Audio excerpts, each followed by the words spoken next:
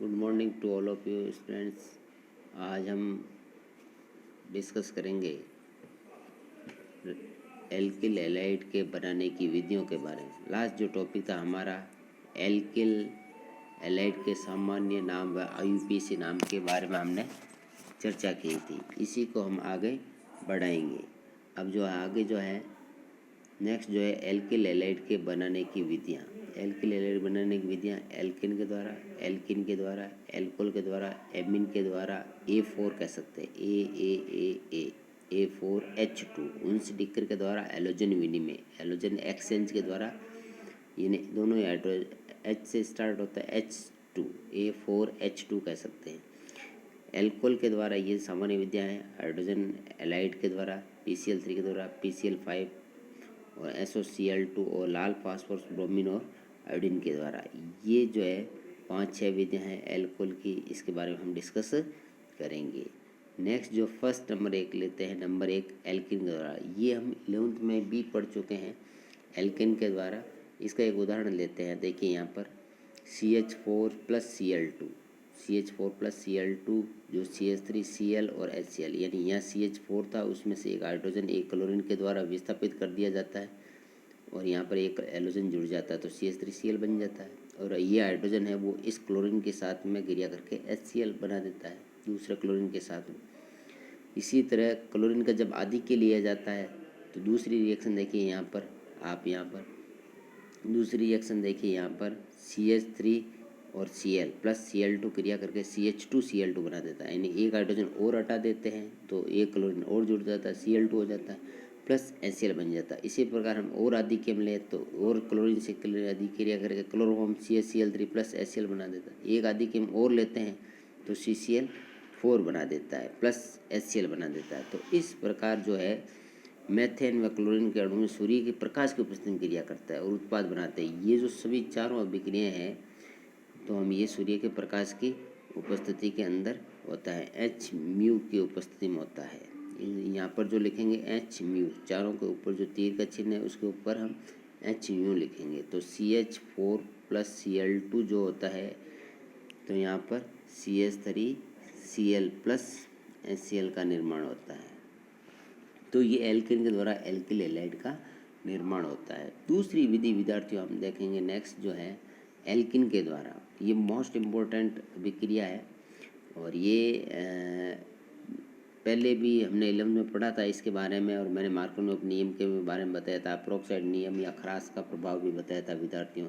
तो इसके बारे में मोस्ट इम्पोर्टेंट है एल्किन के द्वारा। एल्किन पर HX की अभिक्रिया करवाई जाती है। एल्किन जो एलाइड होता है उसके ऊपर किसकी करवाई जाती है, हाइड्रोजन एलाइड। HX का मतलब यहाँ हम देखेंगे HX का तात्पर्य क्या होता है, H और X का तात्पर्य जब फ्लोरीन, क्लोरीन, ब्रोमीन और आयोडीन, यानी कि यहाँ पर HF भी हो सकता है, HCl भी हो सकता है, HBr भी हो सकता है और HI भी हो सकता है।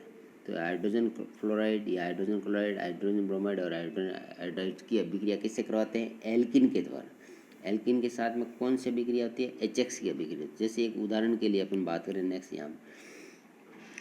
यहाँ जो है इसकी बात करें तो जैसे यहाँ देखिए यहाँ पर विद्यार्थियों CH2CH2 डबल बॉन्डेड है प्लस HCl से अभिक्रिया होता है CH3CH2Cl। तो यहाँ पर कोई समस्या नहीं आती है क्योंकि यहाँ पर क्या है, जैसे CH2 double bond CH2 plus HCl है, CH3CH2Cl। ये हाइड्रोजन और एलोजन किसी भी कार्बन, दोनों कार्बन में कहीं भी कार्बन पे हाइड्रोजन जुड़े और कहीं भी कार्बन पे एलोजन जुड़े, कोई फर्क नहीं पड़ता क्योंकि दोनों ही समान है, सममित एल्किन है। तो किसी भी कार्बन पे हाइड्रोजन जुड़ो या हाइड्रोजन, कोई फर्क नहीं पड़ता है। तो यहाँ पर मार्कोव नियम का कोई तात्पर्य नहीं होता। यदि हम एक दूसरा उदाहरण लें, जैसे कि मैं उदाहरण के लिए बात करूँ CH3 single bond CH double bond CH2 plus HCl। अब इस अभिक्रिया में एलोजन परमाणु उस कार्बन पर जुड़ता है जिस पे कार्बन की संख्या, जिस कार्बन पर हाइड्रोजन की संख्या कम हो, जिस पर, जैसे ये एलोजन परमाणु है इस कार्बन पे जुड़ेगा जबकि हाइड्रोजन परमाणु इस कार्बन, ये मार्कोव नियम के अनुसार होता है। तो इसका परिणाम क्या होगा, CH3 CH और बीच वाले कार्बन पे कौन जुड़ेगा, एलोजन परमाणु, ये एलोजन परमाणु जुड़ेगा यहाँ पर। Cl और CH2 की जगह यहाँ पर CH3 हो जाएगा। इस प्रकार जो बना है यहाँ पर 2 क्लोरोप्रोपेन का निर्माण हुआ है। यानी ये असम्मित जो एल्किन है, असम्मित एल्किन के साथ में HX का योग जो होता है मार्कोनियोव नियम के अनुसार होता है। इस मार्कोनियोव नियम के अलावा यदि आप दूसरा उदाहरण देखिए, प्रोक्साइड जो नियम है, प्रोक्साइड के अंदर एक उदाहरण देखेंगे, सबसे नीचे ये दिया हुआ है CH3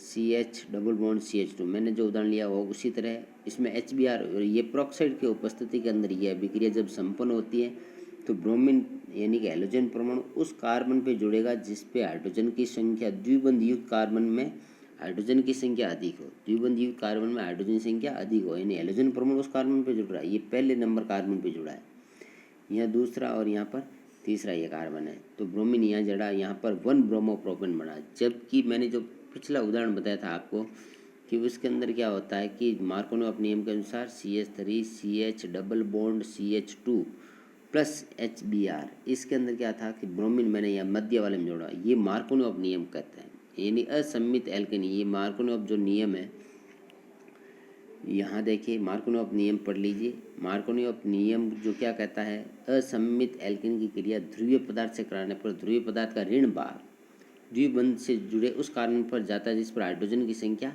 कम होती है, उसे मार्कोनियोव नियम कहते हैं। जबकि ये प्रोक्साइड या एंटी मार्कोनियोव नियम या विपरीत मार्कोनियोव नियम जो है वो उल्टा होता है। ये हैलोजन परमाणु उस कार्बन पर जुड़ता है द्विबंध युक्त जिस पे अधिक हाइड्रोजन परमाणु उपस्थित हो। ये दूसरी विधि थी। तीसरी विधि जो विद्यार्थियों देखिए यहाँ पर एल्कोहल के द्वारा कई प्रकार PCl5 है। एल्कोहल के द्वारा जो विधियाँ बताई गई है, हम यहाँ बात करें PCl5 है या PCl3 है, HX के द्वारा है, SOCl2 है, थायोनिल क्लोराइड के द्वारा है, या NaBr और ब्रोमीन या लाल फास्फोरस की उपस्थिति में।